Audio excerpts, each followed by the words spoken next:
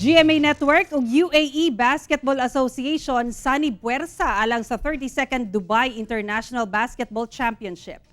Mipirma na og kasabutan ang GMA Network ug UAE Basketball Association alang sa 32nd Dubai International Basketball Championship sa United Arab Emirates. Pilipinas ang unang non-Arab team nga nagkampiyon sa mong tournament sa 31st edition ini atong 2020.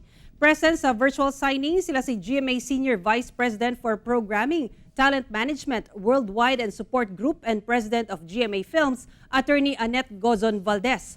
First Vice President and Head of GMA Regional TV and Synergy and Acting Head of GMA Integrated News, Mr. Oliver Victor B. Amoroso.